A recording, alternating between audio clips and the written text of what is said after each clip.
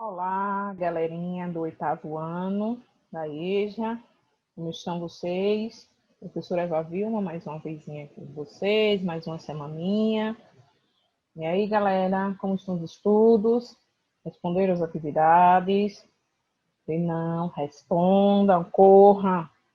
Vão correr aí atrás do prejuízo. Envie para os professores de vocês, para o monitor. Acesse lá o portal, como já sempre vem, né, falando assim para vocês. E lá tem um material ótimo, certo? Vários. Não precisa só vocês pesquisarem porque estão precisando da aula, não. Lá está um material riquíssimo. Pode sim, vocês com uma curiosidade ótima, observando e tendo mais conhecimento de um assunto que você não sabia ou tinha dúvida. E aí aprendeu na curiosidade boa, a curiosidade do conhecimento, certo? Vão lá, pesquise o portal Estudo de Casa de Itabaianinha. Tem muito material, muitos professores legais lá. E atualizam. A verdade é essa. E hoje a nossa aulinha é sobre história, né? E o nosso tema é o governo português no Brasil. Vamos saber mais um pouquinho. Tem lá no material de vocês, quem tem o livro, né? Está na página 158. Acompanhe pelo material de vocês, certo, galera? Vocês têm esse acompanhamento aí. Quem tem material, esse material está lá na página 158. E vamos lá, dar o nosso up, dar um up no nosso estudo, na nossa história, porque ela é muito fascinante. E eu preparei aqui um material para vocês e vamos lá para a nossa viagem ao tempo. E aqui o nosso papel, né? Nossa entrada. EJA, aprendizagem ao longo da nossa vida. Todos nós, né? Brasil colônia, o período aí de 1500 a 1822. O governo, né? Vamos ver um pouquinho aí, falar sobre um pouquinho do nosso governo. De lá para cá, as mudanças, o que ocorreu, ninguém sabe como foi que aconteceu essas trajetórias históricas. No período colonial, no ano de 1530, o rei de Portugal organizou a primeira expedição com o objetivo de colonização.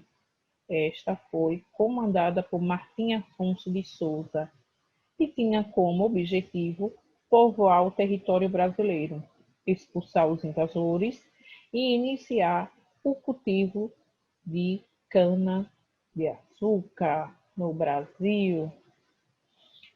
Para melhor organizar a colônia, o rei resolveu dividir o Brasil em capitanias hereditárias. O território foi dividido em faixas de terra, que foi doadas aos donatários. Estes podiam explorar os recursos da terra, porém ficavam encarregados de povoar, proteger e estabelecer o cultivo da cana-de-açúcar. A chegada dos portugueses.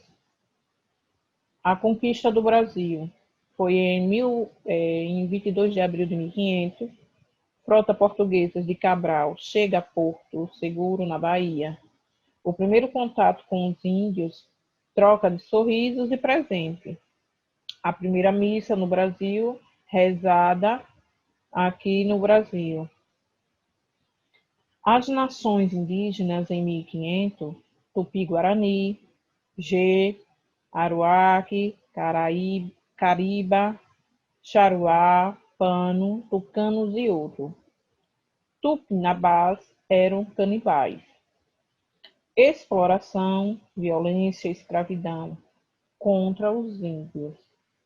Isso tudo aí são os tópicos, né, da chegada dos portugueses aqui no nosso Brasil, o que ocorreu nessa trajetória toda. Os primeiros anos, teve a exploração do pau-brasil, a mão de obra indígena, o trabalho por quinquilharias, né, escambo, venda da tinta na Europa, lucros para Portugal. Aí o outro tópico, a colonização necessária, ameaça de invasores estrangeiros, piratas, holandeses, ingleses e franceses ameaçavam o litoral, né, de invadir aí o litoral brasileiro, as outras colônias, né, como a Holanda e a francesa. A mineração. A descoberta de ouro no século XVII e XVIII vai provocar uma profunda mudança na estrutura do Brasil colonial.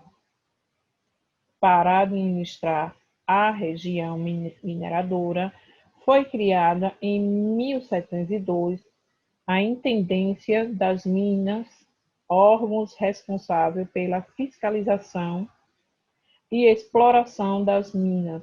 Realizavam a distribuição de datas lotes a serem explorados e pela cobrança do quinto, 20% do ouro encontrado. Em 1720, foram criadas as casas de fundição, transformavam o ouro bruto, pó ou pepita, em barras já quintadas. Quando ocorreu o esgotamento da exploração aurífera, o governo português fixa uma nova forma de arrecadar, o quinto, 100 arrobas anuais de ouro por município. Viu como era antigamente aqui a exploração de quem enricou as nossas custas? As consequências da mineração. A mineração mudou o eixo econômico da vida colonial do litoral nordestino para a região centro-sul. Incentivou o comércio interno, garantindo a interligação da região das Minas com outras regiões do Brasil. Houve também um grande aumento populacional na região das Minas. A sociedade passa a ter um caráter urbano e multiplica-se o número de comércio, intelectuais, pequenos, proprietários, funcionários públicos, artesãos. A sociedade mineradora passa a apresentar uma certa flexibilidade e mobilidade. Aí, com a chegada, né, desse ouro, dessas regiões, começou a ir para o comércio, sair daquela rota da mineração e, consequentemente, foi agora a vez do comércio, como está dizendo aí, né, dos artesãos, procurar um meio. Então, se locomoveram para a cidade, o centro urbano, para essa grande, quando o ouro parou, né, de ter aquela produção gigantesca, aí teve que sair daquela rota de lá, daquele povoamento da mineração. O gado e o tropeirismo. Nos séculos XVII e XVIII, os tropeiros eram parte da vida da zona rural e cidades pequenas dentro do sul do Brasil. Os tropeiros conduziam gado e levaram mercadoria para serem comercializadas na feira de Sorocaba. De São Paulo, seguiam para os estados de Minas Gerais, Goiás e Mato Grosso. Aí tem a foto, né, de antigamente dos tropeiros, que era conduzindo, saía com os gados, né, portando as regiões por dentro de rios e do cerrado aí das matas. Em direção às minas, o transporte feito no lombo de animais foi fundamental devido aos acidentes geográficos da região que dificultavam o transporte. O tropeiro passou a ser o principal abastecedor do mercado das Minas Gerais. Aí, o gado, né, que não é como agora, antigamente se usava muito, né, era mais assim, porque não tinha caminhão, não fazia essa condução por vias marítimas, então os tropeiros, né, os vaqueiros, como chamamos por aqui, conduziam essa boiada para outro estado, para outra região. Rebeliões nativistas. Aqui tem um pouquinho, né, do que aconteceu logo nas rebeliões. Contestavam um aspecto específico do pacto colonial, não propriamente falando em independência, possuindo caráter regionalista. Quando começou o pessoal ter outras ideias e não a concordar mais com o governo, né? A Inconfidência Mineira em 1789. O grupo composto pelo alferes Joaquim José da Silva Xavier, conhecido por Tiradentes, pelos poetas Tomás Antônio Gonzaga e Cláudio Manuel da Costa, pelo dono de mina Inácio de Alvarenga e pelo padre Rolim, entre outros representantes da elite mineira, decidiu lutar contra os abusivos impostos cobrados pela coroa portuguesa na região de Minas Gerais, influenciados pelos ideais iluministas e pela Guerra de Independência dos Estados Unidos. O objetivo do grupo era conquistar a liberdade definitiva e implantar o sistema de governo republicano em nosso país. Sobre a questão da escravidão, o grupo não possuía uma posição definida. Estes inconfidentes chegaram a definir até mesmo uma nova bandeira para o Brasil. Ela seria composta por um triângulo vermelho no fundo branco, com a inscrição em latim: Libertas quae tamen, liberdade ainda que tardia. Então aqui, né, tem uma foto de Joaquim, né, Tiradentes, e como seria a bandeira, né?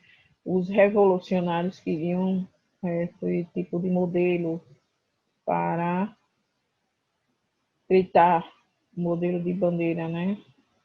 A sua liberdade.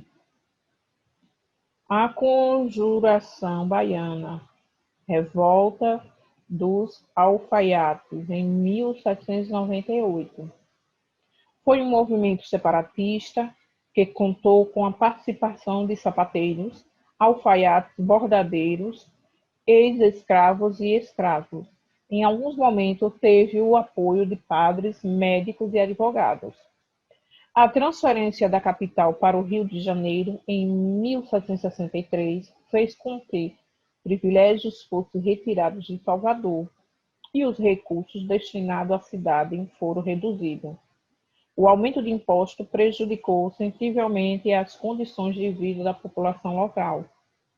O movimento foi fortemente influenciado pelos ideais iluministas propagados pela Revolução Francesa, pela luta de incompetência do Haiti e dos Estados Unidos, e pela maçonaria. Formou-se então a Sociedade Secreta Cavaleiros da Luz. Alguns dos participantes do movimento distribuíam panfletos convocando a população a se posicionar contra o domínio de Portugal. Passaram a difundir propostas e ideias radicais entre os regimentos de soldado e a população em geral. E aí temos esse outro modelo aí também de bandeira, naquela época da Conjuração Baiana, foi denominado este nome, né? Que teve essa outra revolta também. E agora o nosso desafio. Tivemos aí um pequeno passeio. Vamos fazer aí um relato e ilustre com figuras, falando um pouco sobre esse período. Esse de vocês acabaram de ver, tem no livro de vocês ou no material, mas se não, tem como vocês pesquisarem, ir atrás, correr, ilustre, coloque fotografia, fale um pouquinho, é vocês é que vão falar do que entendeu, mas coloque fotografia e fale sobre este período. Tá simples, fácil, tá? Beleza. Criancinha de primeiro ano, de primeira série, faz. E a mensagem da semana. Estudar pode não ser o que mais gosta de fazer, mas será essencial um dia para fazer o que você mais gosta. Então, lembre, galera, estudem. Mesmo que, eu não gosto de inglês, mas será essencial. Sem o estudo, a gente não alcança, não almeja aquilo, por mais simples que seja, mas precisa do estudo, certo? Aqui é o link da atividade, responda, envie para o professor, para o monitor, e até a próxima aula, se Deus nos permitir. Se cuidem.